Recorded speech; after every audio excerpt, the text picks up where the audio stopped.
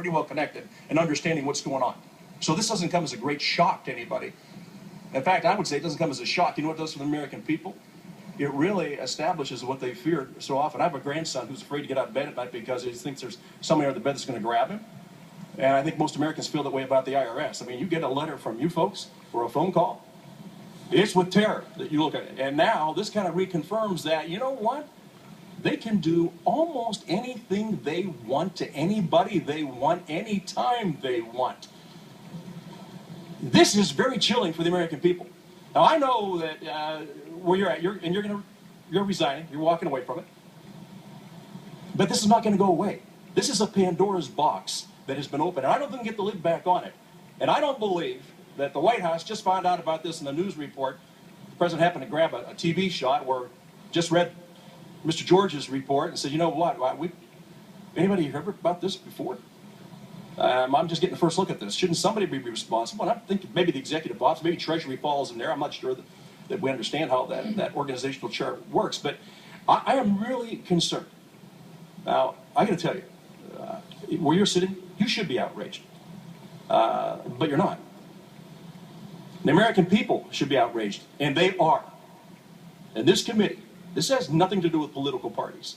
This has to do with highly targeted groups. This reconfirms everything that the American public believes. This is a huge blow to the faith and trust that the American people have in their government. Is there any limit to the scope of where you folks can go?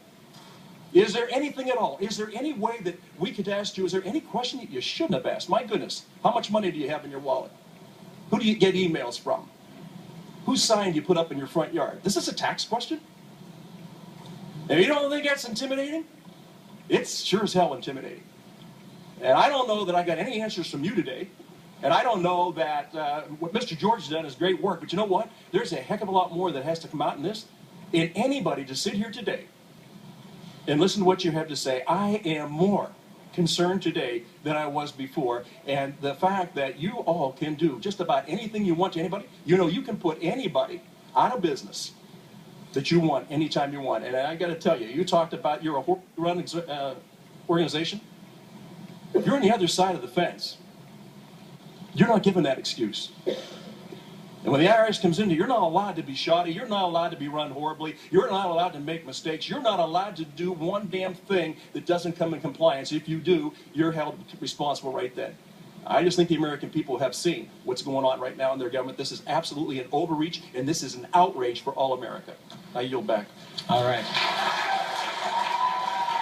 Mr. Griffin is recognized for 5 minutes. Thank you, Mr. And we had to gavel it back in. We played that moment for you at the top of the show. It was just an extraordinary day watching